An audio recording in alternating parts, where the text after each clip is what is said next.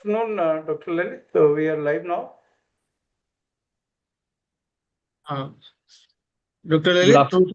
Good afternoon, can sir. you please? I think we can start right now. I think all have Good joined. afternoon. Good afternoon, everyone. On behalf of IFP Delhi, I welcome you all to today's CME on thalassemia update. Thalassemia continue to be the major health problem, especially in our country, where significant number of children are affected and require lifelong support. So early diagnosis and timely management play a crucial role in improving both survival and quality of life.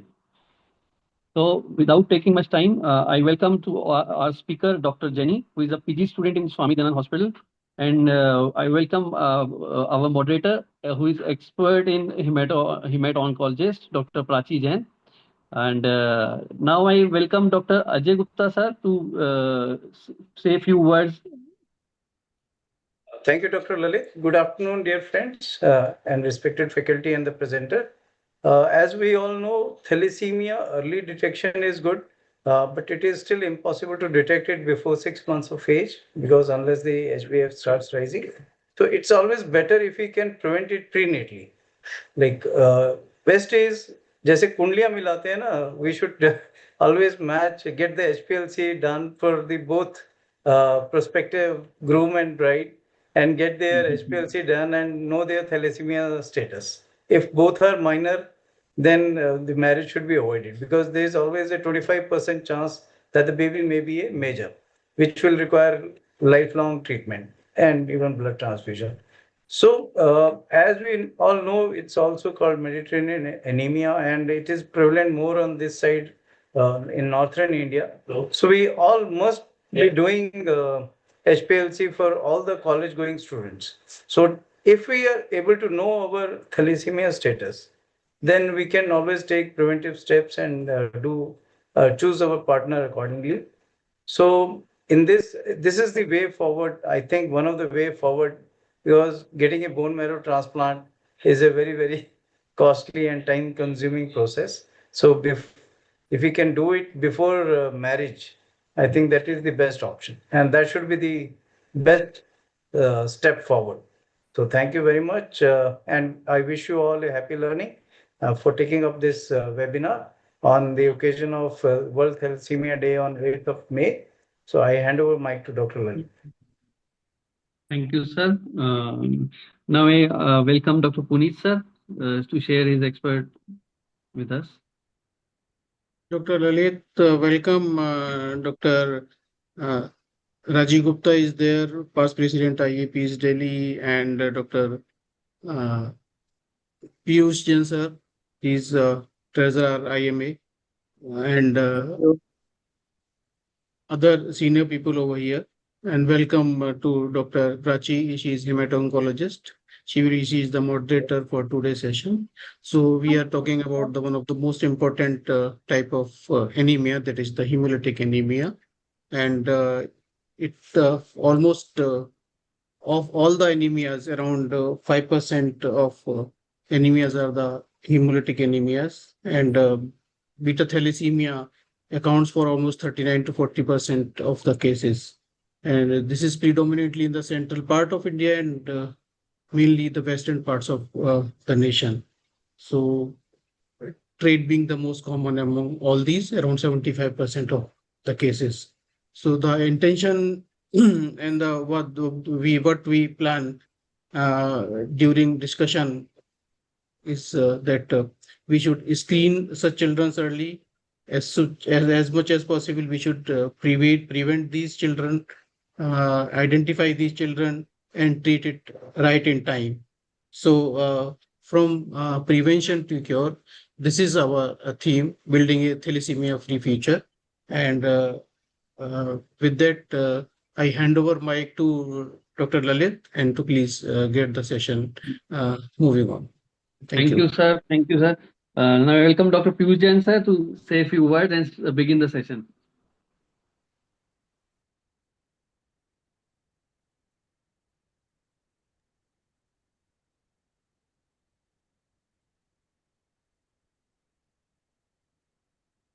He's busy. Dr. Piyush sir is there? Mm. Okay, you can start the session, no problem. We can take his comments later on. Okay, Dr. Jani, please start your session and share your slide, please. Is my slide visible now? No, not right now. Yes, Now it's please. visible. Visible, right? Okay. Good afternoon, everyone. Thank you for this opportunity. So we'll be discussing the STG protocol on thalassemia today. Introduction: thalassemia, it's a hereditary autosomal recessive disease characterized by defective synthesis in the polypeptide chains of hemoglobin. There will be decreased production of hemoglobin, and consequently the RBC synthesis will be impaired. So this is a normal hemoglobin oxygen Dr. carrier. Jani, your voice is not clear. Just Hello, Either you be close to just the be mic or is it clear now? better. yes, थोड़ा little better. थोड़ा loud. Sir? Hello. हाँ थोड़ा loud बोलिए doctor जैनी. Okay, sir. So red blood cells, so inside our body, we have the red blood cells containing the hemoglobin. This will transport the oxygen, and the hemoglobin molecule has the iron as the binding site of oxygen, and this oxygen will bind to the iron sites. So how it works in the tissues, this oxygen is released from the hemoglobin and delivered to the body tissues. So in thalassemia, the RBC is irregular, malformed, and fragile, and the hemoglobin will have the defective globin chain synthesis, which will have poorly formed hemoglobin. And because of that, there will be a reduced binding capacity of oxygen and reduced oxygen carrying capacity and delivery. So in thalassemia, the hemoglobin level will be decreased, oxygen transport is impaired, RBC lifespan is decreased due to increased destruction and hemolysis, and overall there'll be chronic anemia, fatigue, growth retardation, and organomegaly. Process: hemoglobin has two kinds of protein chains, alpha globin and beta globin. So if the body is not making enough of these protein chains, they're abnormal, and the RBCs won't form correctly or carry enough oxygen. So genes control how the body makes a hemoglobin protein chains, and when these genes are missing or altered, thalassemia occurs. So people who have moderate to severe forms of thalassemia, they have inherited faulty genes from both parents. There are different types of thalassemia. The two main types are alpha thalassemia and beta thalassemia. They're named for the two protein chains that make up normal hemoglobin. Alpha thalassemia, it occurs when one or more of the four genes needed for making the alpha globin chain are variant or missing. So moderate to severe anemia occurs in this when two genes are affected, and the most severe form of alpha thalassemia is alpha thalassemia major. In beta thalassemia, it occurs when one or both of the two genes needed for making the peptide globin chain of hemoglobin is defective. The severity of illness will depend on whether one or both the genes are affected and the nature of abnormality. If both genes are affected, anemia can range from moderate to severe. So it is classified into three categories. We have beta thalassemia minor or the trait, intermedia, and the major, also called as a Cooley's anemia. In beta thalassemia minor, one gene is affected and the person is carrier and will have mild anemia, and this condition is the beta thalassemia minor. It often goes undiagnosed because kids will have no real symptoms other than just mild anemia and small RBCs. In beta thalassemia intermedia, children with beta thalassemia intermedia will have varying effect from disease. Like mild anemia can be the only symptoms, or they might require regular blood transfusion also. Beta thalassemia major, it is also called as Cooley's anemia, severe condition in which regular blood transfusions are necessary for the child to survive. Clinical manifestations. The child can have fatigue, weakness, shortness of breath, pale or yellowish skin and anemia, facial bone deformity, slow growth, abdominal swelling, hepatosplenomegaly, jaundice and pigmented gallstones, hypersplenism, complications of extramedullary hematopoiesis, skeletal changes, iron overload, growth impairment, endocrine and metabolic abnormalities, heart failure, and arrhythmias and pulmonary abnormalities can be the manifestations. In the diagnostic evaluations, the hemoglobin level will be decreased, RBC level will be increased, and there will be low MCV and low MCHC. Peripheral thalassemia will show anisopoikilocytosis and nucleated RBCs. Retic count will be low, usually less than 10%, and the hemoglobin electrophoresis will show elevated levels of HbF and HbA2 and limited amount of HbA. These are the different syndromes associated with thalassemia and the laboratory findings. So in hydrops fetalis with HB baths, there will be severe microcytic anemia, and usually it is fatal in utero. And in the HPLC, you will have HB baths and HB Portland and no HbF, HbA or HbA2. In HbH disease, you will have moderate microcytic anemia, and there will be up to 30% of HbH and up to 4% of HbA2. In minor, there will be mild microcytic anemia and 3 to 8% of HB baths. Silent carriers will have normal or mildly decreased hemoglobin, normal or mildly decreased MCV, and HPLC will be normal.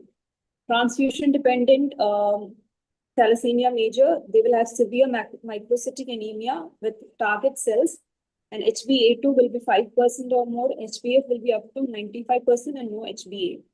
Non-transfusion dependent beta thalassemia intermedia, they'll have moderate microcytic anemia, and HPLC will have HbA2 and HbF up to 50%. Minor, they will have mild microcytic anemia, and HPLC will have HbA2 of 4% or more and HbF up to 5%. So diagnosis is best done by globin gene studies, especially for those who have been transfused. Coming to the management, optimal transfusion is needed, in that 15 to 20 ml per kg of optimally screened leukodepleted packed red cells to maintain the pre-transfusion hemoglobin in the range of 9.5 to 10.5 gram per deciliter. Blood product used is packed red cell with hematocrit more than 60% and not older than 2 weeks. Cross match for ABO and RH incompatibility, frequency should be 2 to 4 weeks. Volume 15 to 20 ml per kg at the rate of 5 ml per kg per hour. Leukodepletion should be done, and screening for HBS antigen, anti-HCV, HIV, malaria should be done. Furosemide or chlorpheniramine or hydrocort is not indicated routinely. Iron chelation must commence once serum ferritin exceeds 1000 microgram per liter, which is usually reached after 10 to 20 transfusions. Target ferritin should be less than 1000 microgram per liter. Monitoring serum ferritin should be checked 3 to 6 monthly. T2 MRI annually about 8 to 10 years of age, and LFT and serum creatinine to be monitored monthly for 3 months, then 3 monthly. When to stop? Not recommended. They can continue at very low doses if ferritin is less than 500 microgram per liter. Currently, the chelator of choice is Deferazirox, which is available in dispersible tablet or in film-coated tablet, which has better bioavailability, hence the dose is lower. So these are the different types of chelators we have. Deferazirox and Deferiprone are orally taken, and deferoxamine is subcutaneous or IV if intensive chelation warranted. Dose of Deferazirox is, if it is a dispersible tablet, then 20 to 40 mg per kg per day. And for film-coated tablet, it will be 14 to 28 mg per kg per day. Deferoxamine, 30 to 40 mg per kg per day, 5 to 7 days per week. And Deferiprone will be 75 to 100 mg per kg per day. Frequency, Deferazirox is given once daily, Deferoxamine 12-hour infusions, and Deferiprone 3 divided doses. Side effects of Deferazirox includes GI disturbances, transaminitis, azotemia, microalbuminuria. Deferoxamine causes local reactions, ototoxicity, and retinopathy. Deferiprone causes agranulocytosis and arthralgias. Monitoring with Deferazirox require LFT, serum creatinine, urine monthly to begin with, then 3 monthly. And Deferoxamine, you have to do annual ophthalmic and auditory review. And for Deferiprone, we have to monitor CBC every 2 weeks. Supportive treatments in growth and development should be routinely monitored. Folic acid supplement in small doses given. And vitamin C is given in patients on Deferoxamine infusion, not exceeding 2 mg per kg per day. Other vitamins like vitamin D3, optimum levels are ensured. Dietary restrictions, none in optimally managed patients. Dietary supplements are not routinely recommended. Immunization as per schedule, including hepatitis B and hepatitis A vaccine, also recommended in view of increased severity in patients with iron overload in liver. Ensure adequate titers of anti-HBs or give booster doses every 5 years. Annual monitoring for endocrinopathy and bone health after 10 years of age. Bone marrow transplant. This is the only curative treatment available currently. Optimal age is 2 to 10 years, and the patient status should be optimally chelated, no organomegaly and no organ dysfunction. Ideal donor is fully human leukocyte antigen matched sibling donor, and optional donors are matched unrelated donor and haploidentical donor from family. Source of stem cells, bone marrow preferred to peripheral blood stem cells. These are the newer modalities. There is luspatercept, which is an anti-apoptotic, prolongs the red cell lifespan. It is given subcutaneously 3 weekly. It is approved for patients more than 12 years, but not available in India.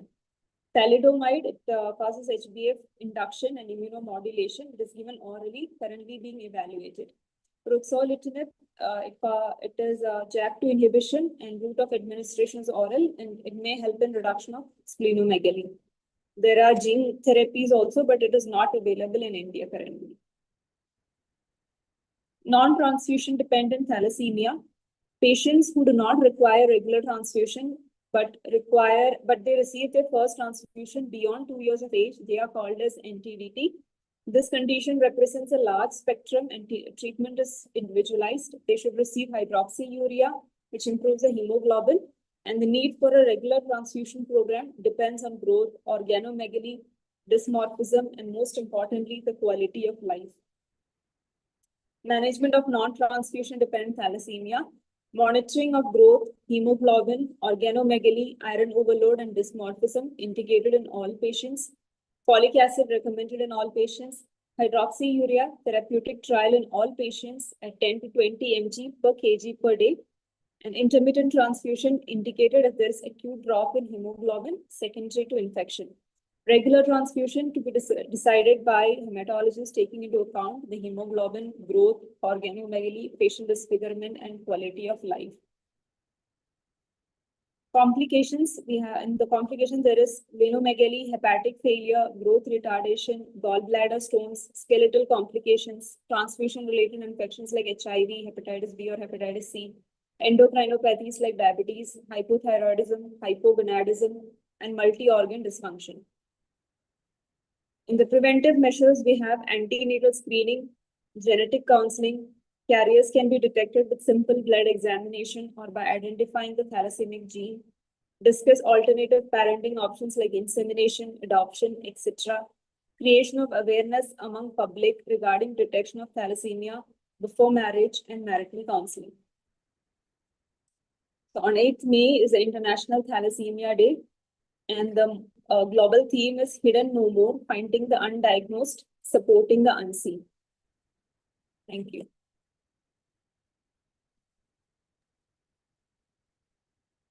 Thank you, Dr. Jenny, for a wonderful presentation. Thank you, sir. Hello? Yes, Thank yes. Thank you, Jenny, for a wonderful presentation, short and concise and detailed presentation. First of all, I would like to thank our moderator, Dr. Prachi, to join the today's session, and also thank the panelists, JP Kapoor sir, Bis sir, and Dr. Prajatta to join and share the insights to even asking in the last minute of time. So before I begin, I would like to question Dr. Prajatta Mahajan regarding the antenatal part. So antenatally, do you screen all the mothers for thalassemia, and or how you go about it? Once we have confirmed cardiac activity on dating scan, we advise HPLC to mother. If mother has carrier state or so, then we advise father also to get tested for the same.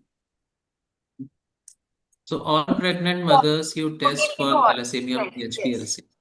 Yes. So after 6 to 7 weeks, this test is advised. When to do this test, HPLC in mothers? After 6 weeks. In case somebody has come to us for IVF or planning for pregnancy, then before conception itself, we advise this test. So if during pregnancy you diagnose that one mother is a carrier, only one parent is a carrier, then what is the approach? And if both the parents are carrier, then what is the approach? If only mother is carrier, then if mother is carrier, then we screen the husband. If husband is not having any gene, then we do not do anything else further. But if mother is also in a carrier state, father is also in a carrier state, then we offer invasive testing of the fetus. That means amniocentesis at the 16 to 17 weeks or chorionic villi sampling before 16 weeks. And then genetic testing is advised through after taking the sample, then genetic test is done in this sample. Yes, yes. So like Ajay Gupta sir said that if both the parents are carrier, then they should not marry. So if it's a love marriage, then they can marry and then we can do this testing and prevent thalassemia major burden, you know. Yes. So I think JP Kapoor sir is driving right now. So shall I ask JP sir now or I think he's driving?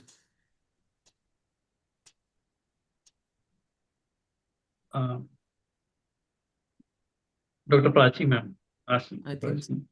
Prachi ma'am will ask then. Ma'am, I how will is this bone marrow? हाँ जी. Ma'am, this bone marrow transplantation, is it very feasible? Is it available in Delhi or in India? And how easy to get this bone marrow transplantation? Thank you so much, Dr. Amrit, for all your questions. And thank you so much, Delhi IAP, for having me here today. So before I answer your question, I think the audience is a lot of pediatricians who have joined. And thank you, Dr. Jeannie, for a very lucid presentation. But I would like to give some practical tips for all our pediatricians before we go on to a bone marrow transplant. Because like we have rightly Yes. discussed, thalassemia, actually a disease very near and dear to me. My thesis topic was also thalassemia. And I've seen these children very closely, the family, they're still in touch with me after almost like 15, 20 years also. So it's very important that if we are able to prevent thalassemia, we should prevent it because it's 100% preventable disease. Like Dr. Ajay said, I also say in all my lectures, कि कुंडली मिलाओ या ना मिलाओ, thalassemia status जरूर मिलाओ. If possible, thal trait should not marry a thal trait. If thal trait is diagnosed, better to marry a normal person, right? But when it comes to a pediatrician, mostly the patient will come to us in infancy or a childhood age with anemia. So what can be the various ways that as a pediatrician you will see these children? So first let's come to thal trait, which is minor. That means there is a genetic defect in one of the chromosome and the other gene is absolutely normal. So body will be producing hemoglobin, though little less. It will be microcytic hypochromic, like in iron deficiency is also microcytic hypochromic. But because all the other things are normal, only a genetic defect is there, body is trying to produce more. So there will be more number of RBCs. So unlike iron deficiency, जिसमें hemoglobin भी कम होगा, iron भी कम होगा, microcytic hypochromic anemia होगा, RBCs भी कम होंगे. In thal trait, you will have a child who will have low hemoglobin, microcytic hypochromic anemia, but RBC is slightly high. And that is the reason why we do the Menser index and we say more than 13 is iron deficiency and less than is thal trait. And how will these children come to you? So mostly some of them would have some PAC done or some CBC done for something. There'll be anemia, microcytic hypochromic. They can come to you who get diagnosed as iron, as thal trait or thal minor that we call them. Or if the like a gynecologist ma'am is here and rightly she pointed out, so the mother knows that she's thal minor, she has been tested during pregnancy, the father was not a carrier, and now they will come to you to say कि हमारे बच्चे को भी thal disease है या नहीं, thal minor है कि नहीं. That's another situation they come to you. Another can be child is being treated for a microcytic hypochromic anemia, iron deficiency भी है साथ में, हम iron deficiency treat कर रहे हैं, but hemoglobin fails to go say beyond 9.5, beyond 10. And then you test for other causes and you realize that, okay, this child has iron deficiency anemia and thal trait also. So these are the few situations when these children can come to us. Also, it's important to know that thal trait usually will never require blood transfusion. So if a child who is having anemia and is needing blood transfusion, please think beyond thalassemia trait. So these children can be either thal major or thal intermediate. So now actually we do not use these terms. We call it as transfusion dependent thalassemia or non-transfusion dependent thalassemia. So a transfusion dependent thalassemia will be a child who has severe anemia. HB has to be at least less than 7 on 2 different occasions, ideally 4 weeks apart. They would have some splenomegaly. It will be microcytic hypochromic anemia, and the blood picture will be absolutely like a hemolytic anemia. Unlike thal trait, where they are like normal kids, only mild anemia, otherwise no problems. But this child with thalassemia, transfusion dependent or intermediate, also will have a hemolytic picture. So they will have indirect hyperbilirubinemia. They will have broken RBCs in the peripheral smear. LDH will be high. Retic will also be high, not sky high like in some other hemolytic anemias, but retic will be high within like 7, 5, 6, 7%, like that. So, and we need not do a bone marrow testing to diagnose thalassemia disease. HPLC is good enough. If the child has come to you post transfusion, that's a very common situation. They live in outskirts. The child had low hemoglobin, already received transfusion, and has come to you now, and you feel that this child may be having thalassemia. So once we do HPLC, the picture may be altered. So it's very important that we send HPLC of both the parents. If both the parents are carriers, then we are almost sure that this child would have thalassemia. And we also go ahead for a genetic testing, which is important for other family members, sibling, if they are planning to have another child, and other sibling. And extended family screening is very, very important. So here we are celebrating Thalassemia Day. The idea is that all of us, as collectively as pediatricians, as gynecologists, as doctors throughout the country, spread this message that thalassemia is preventable. So for that, extended family screening is important. So if you diagnose even a single person in the family with thal trait, make sure that all their extended family, their siblings, cousins, at least people of marriageable age, all should be tested for ruling out or ruling in thalassemia trait. Now, third situation is a non-transfusion dependent thalassemia, wherein the child is not requiring regular transfusions in the initial ages, will have features of thalassemia, will have hemolytic anemia, may have splenomegaly, will have facial features, but because of some other modifiers, which can be genetic modifiers like associated alpha thalassemia, which decreases the imbalance, or any other environmental factors, and so many other genetic modifiers are there, because of which they do not require regular transfusion to maintain a hemoglobin above 7. So hemoglobin remains like 8, 9, or something like this. But they will have a lot of problems. They will have a lot of iron overload. Like thalassemia, transfusion dependent will have iron overload because of the blood that is coming in, and hence they require chelation. But non-transfusion dependent thalassemia kids also have a lot of iron overload with whatever environmental exposure, drug, diet exposure, and all they're having.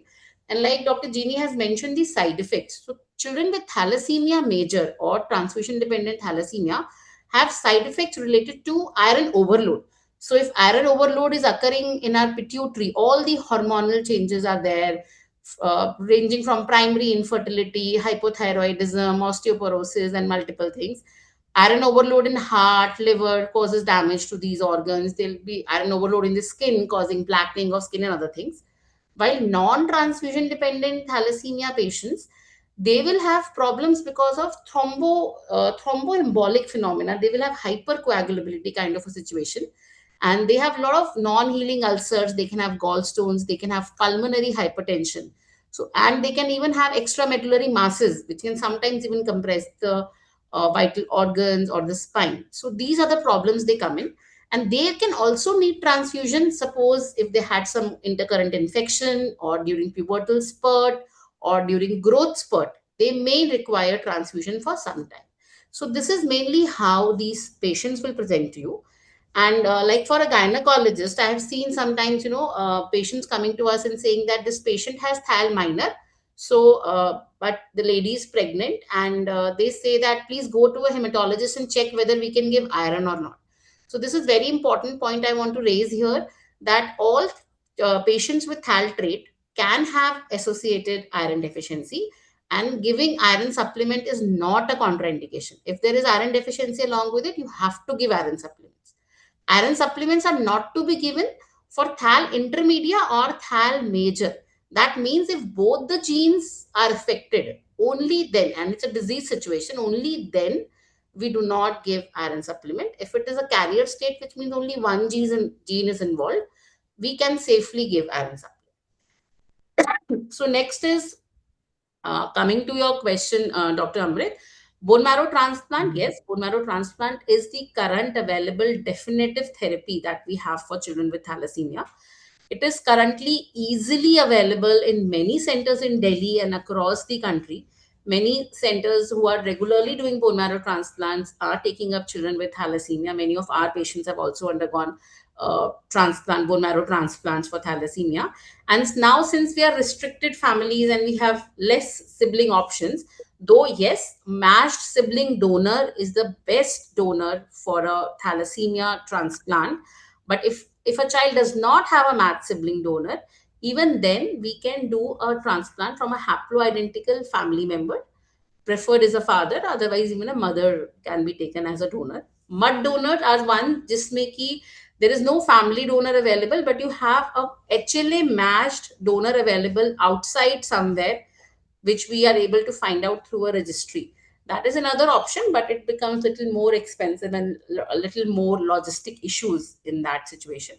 So bone marrow transplant is available. It is a very successful therapy. Yes, bone marrow transplant will have some complications and problems, but barring that, if successful, it is a very successful therapy. Most of the kids will become transfusion independent and they would behave normally. Very important for us to realize that bone marrow transplant should be done as early as possible. So we cannot do a bone marrow transplant in a family now if the child is say 14-year-old or 18-year-old, because a lot of complications have already set in. The more the iron overload, the more problems at baseline, the more complicated will be our bone marrow transplant. So we try and tell the families to at least get the bone marrow transplant done before the age of 7 or 8 years, and these children are chelated very well, so that the complications, everything is less and the success rate is higher. Thank you. In thalassemia cases, what hemoglobin levels we should keep in thalassemia children? Pre-transfusion, you're talking about below what transfusion-dependent level? thalassemia. Below what level we should plan transfusion? Yes. So we say that pre-transfusion hemoglobin should be at least, target should be 9 to 9.5. So it is जो जिस दिन बच्चा मेरे पास transfusion के लिए आया उस दिन का जो हीमोग्लोबिन है 9 या 9.5 के ऊपर होना चाहिए. Then we give blood about 15 ml per kg in one day, which will raise the hemoglobin to another 3.5, right? And in another 2 to 3 to 4 weeks, depending upon कितना time हुआ है, patient को क्या age है, the blood will gradually start falling and the child will require a next transfusion in next 3 to 4 weeks. The idea is that we avoid the situation of chronic anemia. So what all complications that we have read, seen, all the bony changes, the deformity, everything happens because of chronic hypoxia in the body. The classical picture of Robin's pathology book that we see for a thalassemia, that is not seen nowadays. Many of my patients of thalassemia, if you meet them, you will not even realize that these are children with thalassemia major who are on regular transfusions, because they have been taking regular transfusions and a good chelation therapy is also undergoing. So that is very important. And the cutoff should be pre-transfusion 9 to 9.5. And for chelation therapy, when should we consider? When the ferritin level, I think Jenny mentioned, more than 1,000, is it? So yes, so for for transfusion dependent thalassemia, the serum ferritin more than 1,000, or if they have received about 20 transfusions, then that is the time when usually we start chelation. For children who are non-transfusion dependent thalassemia and the ferritin is more than 1000, sorry, more than 800, that is a cutoff for them. Even non-transfusion dependent thalassemia, like I mentioned, they're not receiving blood, but still they will have iron overload. So, and chelation should be started at a lower level in these children, and the cutoff here is 800. And drug of choice is that oral So yeah, Desperancerox? so oral is preferred now. Actually, when I was doing my PG, I had the privilege of working with Dr. Sunil Gumbar sir, who is one of the pioneers in thalassemia. And my thesis paper was a combination study of using deferriprone, which is the defrusirox, which is the new oral drug, in combination with the other oral drug, which was not. This was the first study actually we published in our country. It was a research paper. So this is the drug of choice. We can combine it with either the other oral chelator, which is deferiprone, or the injectable drug. But we want to avoid injection in these children. You know, they are already getting so many injections. Blood test ke liye injection hota hai, blood transfusion ke liye there is a prick. And previously, these children used to be on pump, that injection pump, 8 to 10 hours throughout the night. They used to get subcutaneous continuous infusion ranging from 2 days per week to even 5 days per week. So now we want to cut down on all of that and give them a better quality of life. And the idea is to keep them on oral chelation. And IV chelation, this deferiprone can be used IV or subcute. That is actually we try and use for situations when the iron overload is too much or the child has decompensated. In those situations, we try to use IV injectable form. Oral medicine, is it very costly or? So mostly yeah, it is slightly expensive, but most of these children, we try to get them enrolled in Thalassemics India, a few NGOs that are helping these children. And at subsidized price, they're able to get it from there. But Thank you, ma'am, for most of detailed the kids are able to afford, and in many government sectors, it is also available free of cost to all their patients. So that's also a good thing and a good. And also, the government of Delhi have made blood transfusion free for all these children with thalassemia. So even at max, these patients will get blood product free of charge. So they're not charged for it. So that is another good scheme from the government. And this bone marrow transplant is also in any government center in Delhi? Yes, few centers are coming up. I am really not sure. I mean, how they're doing, but if they're coming, I'm not sure whether they're doing a lot of thalassemia transplants or malignant transplants. But yes, few centers are coming up. But usually the waiting period in a government sector is little higher. Thank you, ma'am, for very detailed explanation. I think if audience asks some more questions, we'll get back to you again. Yeah, if somebody wants to have, put in a question, they can put in chat box as well. Yes, yes, yes. Prachi, can I ask a question? Yes, sir, Sure. please. My pleasure, sir. Bye. Prachi, as a pediatrician, we would like to know how frequently we should get ferritin, how frequently we should look for the growth failure, like patients come to us very frequently for immunization also.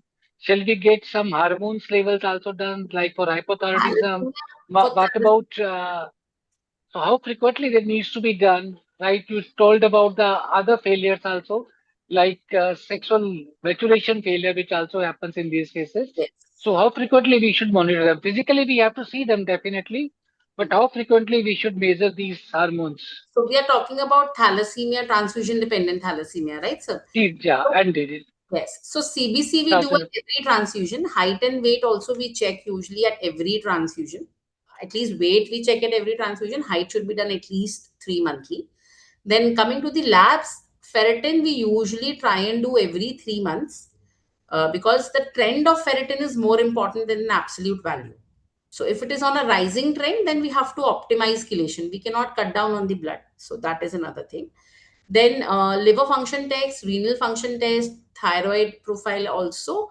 So beyond like LFT, KFT, the textbook or the guidelines recommend 3 months, but 3 to 6 months is okay. So we try to do it every 6 months. If there is any problem, then we repeat it early on.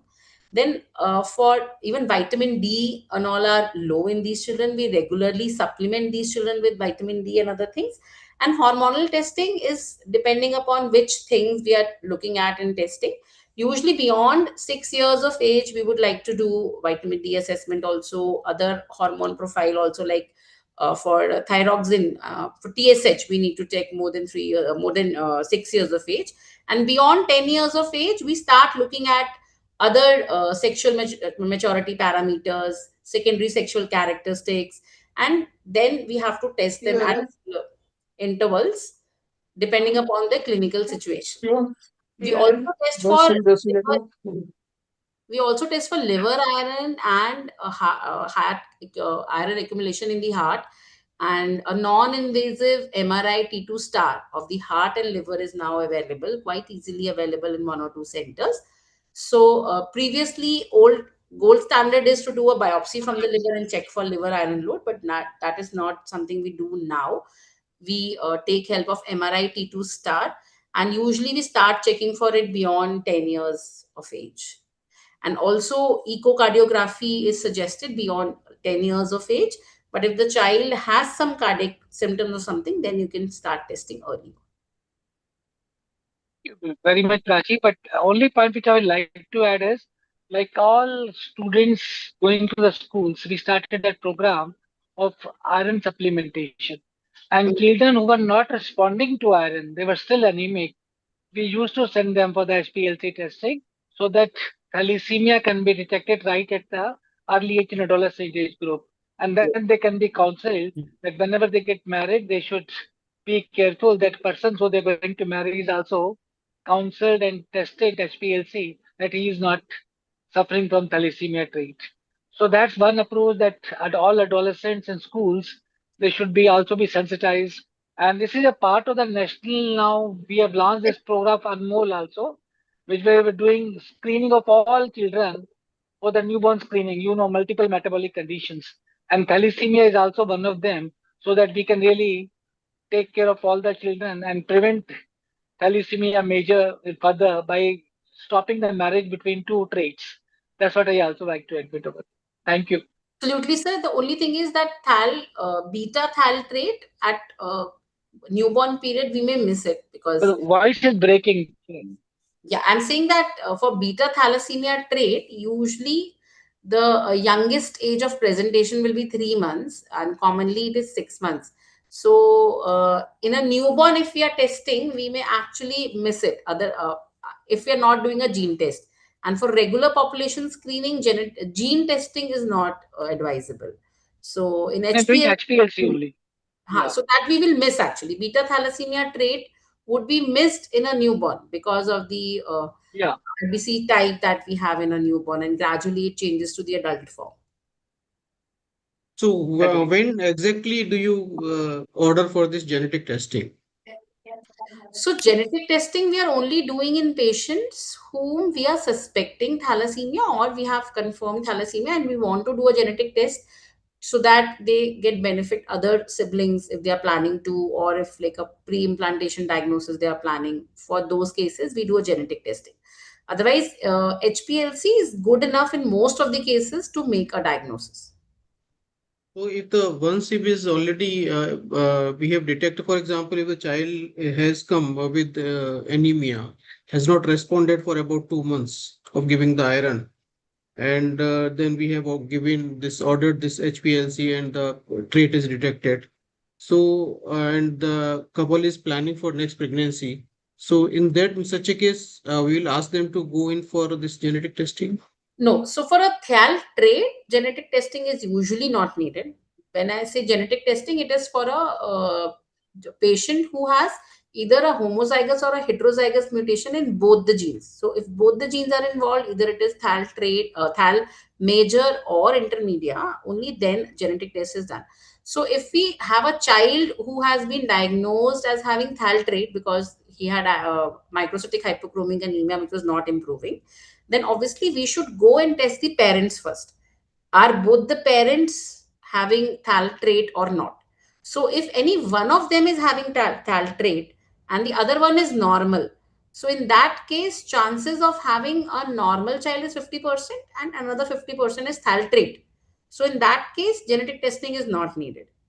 But if both the parents are THAL trait, then like Dr. Prajakta mentioned, then you have a 25% chance of having a diseased child. In that case, yes, a genetic testing would help. If we know the genotype, then we are able to identify better in a CVC sampling or amniocentesis, whatever has been done. Okay, thank you. Any other comment? How is the All survival of in these transfusion-dependent thalassemia cases? And how is Sorry, the I didn't life get your. expectancy? How is the life expectancy in these transfusion-dependent if we don't do transplantation? Yeah. So again, it's a very, very heterogeneous group of population in our country. So we are sitting in a metro city and we are talking about this disease where most of the pediatricians, the doctors, the gynecologists, even many parents and patients are aware, and they get good facility. They have good availability of good, safe blood product. They have leukodepleted filters available. They have good chelation available. So these patients usually do very well. And you also have pediatric hematologists and other hematologists taking care of these children. And they do very well, and they usually have a very good life expectancy. I have seen even patients up to 50, 60 years of age surviving with thalassemia major, being on good cadres, good, good professional education also. But the other side of the story is cities where even safe blood products are not available. Many patients I have seen, who are just keep getting blood without even a diagnosis, and they're just thal major actually, but उनको diagnosis नहीं पता, वो बस blood मिलता रहता है. So obviously in these situations their life expectancy is low, and if they're not chelated well, not managed well, then as low as even 15-20 years. So depends upon how well your child is transfused and chelated. Both are very important. Blood मिलना भी बहुत जरूरी है, और blood की वजह से जो iron overload हो रहा है, उस iron overload को कम करना भी बहुत जरूरी है. If a child from periphery has received a blood transfusion, so after how many months we can do this screening? For HPLC, you are saying? HPLC. Yes, yes. So anytime, even if one single transfusion is there, there are some changes that will always reflect in HPLC. So the best way here is to either test both the parents by doing HPLC of both the parents, or do a genetic test straight. And for the genetic test, if the child has received leukodepleted blood, then 10 days is fine. If the child has not received leukodepleted blood, then sometimes we have to wait even for 45 days before we are able to send a genetic test. But other thing is that if the child requires a second transfusion, suppose a second transfusion is needed within 30 days of the prior transfusion, then before the next transfusion, we should take a sample for genetic testing. But HPLC should be definitely done, though there will be some caveats. We can always tell the hematopathologist about it, and they are most of the times they're able to decipher, knowing that the previous transfusion had been there. Thank you, ma'am. And there are some mixed variants also, like, we see thalassemia with HBD also, beta thal with HBD, beta thal with sickle. So because of the cross interlinking, one parent will be a sickle carrier, one parent will be a thal carrier, and the child can be a HBS disease. So all those permutation combinations are also something that we see. One of the question Dr. Lalit has asked, role of newborn baby screening in thalassemia. So I think in newborns, usually we are not doing that screening. Mostly, I think that 7 tests we are doing that does not include thalassemia in that. And also, I think it's HbF, most major fraction. So it's advised little later beyond 6 months, is it? Yes. Any other question, audience?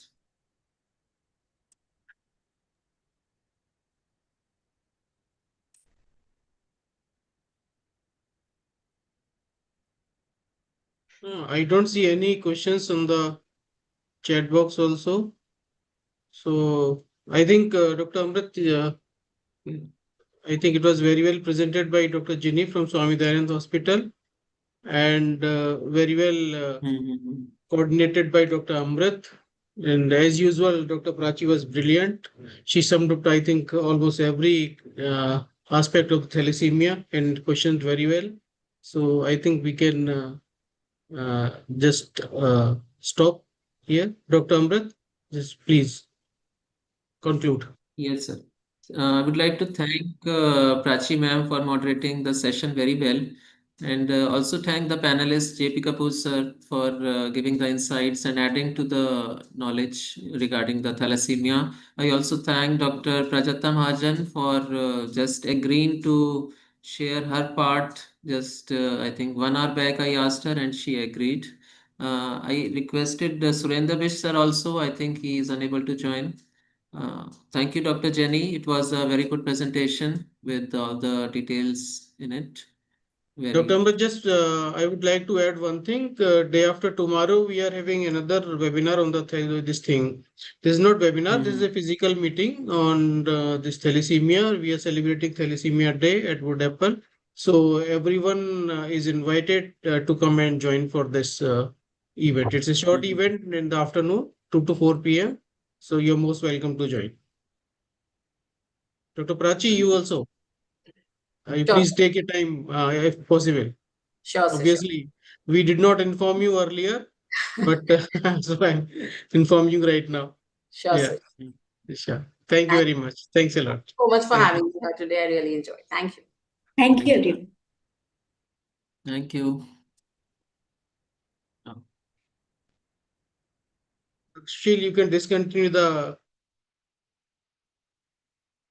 meeting.